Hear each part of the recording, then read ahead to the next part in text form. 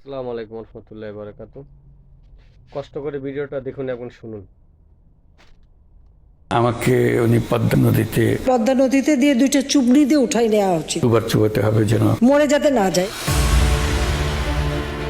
২৪-এর ৫ August Sheikh হাসিনার পতন ঘটানোর পর প্রধান উপদেষ্টা হিসেবে সরকার প্রধানের চেয়ার দখল করেছিলেন ভয়ঙ্কর এক ছদ্মবেশী। চোখে মায়া কান্না, মুখে দারিদ্রতাকে জাদুঘরে পাঠিয়ে দেশকে সিঙ্গাপুর বানানোর ভণ্ডামি, আর মনে শেখ হাসিনার উপর জমাট ক্ষোভ, যার শিরা উপশিরা থেকে মস্তিষ্কে বইছে প্রতিশোধের নেশা। মনে এঁটেছেন জনগণকে টুপি পরিয়ে নিজের বিরুদ্ধে চলা মামলা প্রত্যাহার, শতকোটির রাষ্ট্রীয় কর্মকূপ এবং সবচেয়ে বড় দুটি রাজনৈতিক দলকে বাইরে রেখে দীর্ঘকাল ক্ষমতার মসনদ দখলের নীল নকশা।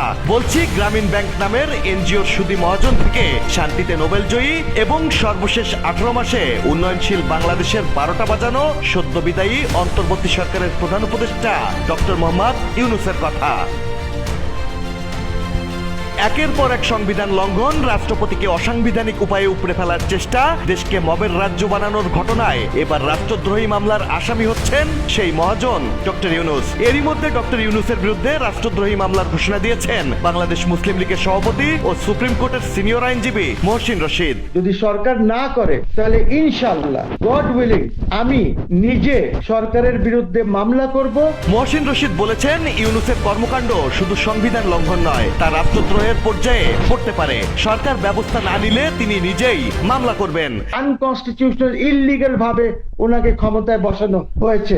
তার অভিযোগ, প্রধানমন্ত্রীর পদ শূন্য থাকা অবস্থায় রাষ্ট্রপতির সঙ্গে যথাযথ যোগাযোগ না রাখা, গুরুত্বপূর্ণ সিদ্ধান্তে তাকে অবহিত না করা এবং প্রশাসনিক প্রক্রিয়ায় চাপ সৃষ্টি, এসবই গুরুতর সাংবিধানিক বিচ্যুতি। রাষ্ট্রপতিকে মানসিক চাপে রাখা, বঙ্গভবন ঘিরে উত্তেজনা সৃষ্টি এবং প্রেস উইং অপসারণের মতো ঘটনাগুলো তদন্তের দাবি তুলেছেন মহসিন রশিদ। ইউনূসের বিরুদ্ধে সরকারকে তদন্ত করা উচিত। একদিকে ডক্টর ইউনূসের ছদ্মবেশীর মুখোশ খুলে দিয়েছেন খোদ রাষ্ট্রপতি, অন্যদিকে ইউনূসের বিরুদ্ধে রাষ্ট্রদ্রোহী মামলার ঘোষণা। দুয়ে মিলে দেশের রাজনৈতিক অঙ্গন এখন তোলপাড় মহাজনকে নিয়ে।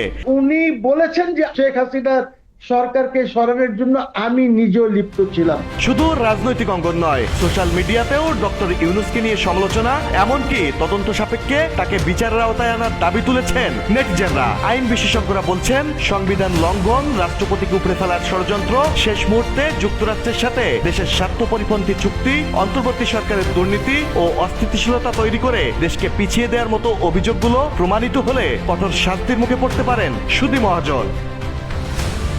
Desk report, people and politics.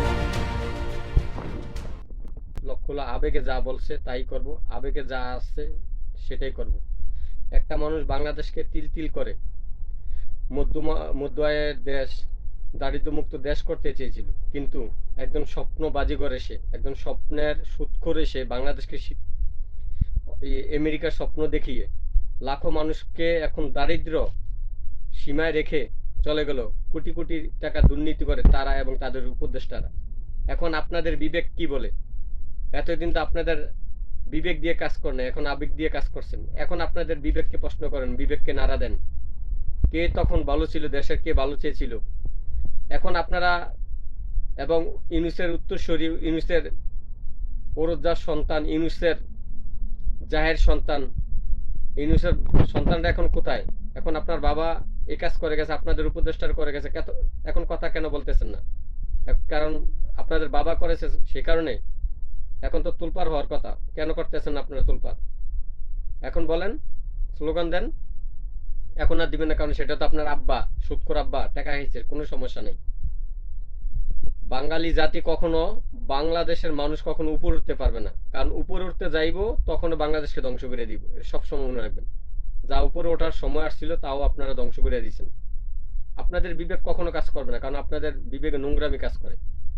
আপনাদের বিবেক সবসময় নোংরামিতে কাজ করে, ভালো কিছু কাজ করে না। যে ছাত্রগুলা আন্দোলন করেছে তাদের কাজ ছিল, তাদের কাম্য ছিল তারা কলেজ, স্কুল, ভার্সিটিতে যে বড় ইঞ্জিনিয়ার, ডক্টর, প্রফেসর কেউ হবে না, তারা রাজনীতিবিদ হতে হবে। তাদের কারণ পয়সার খায়ের জাগে, তাদের দুর্নীতির খায়ের জাগছে। এই কারণে তারা পড়ালেখা ছেড়ে তারা দুর্নীতিতে ঢুকছে। সব চোর বাটপার, হাজার হাজার মায়ের বুক পরিকল্পনা করে ধ্বংস করে দিছে। এই বাঙালি জাতি কখনো উপরে উঠবার নয়, এটা মনে রাখবেন।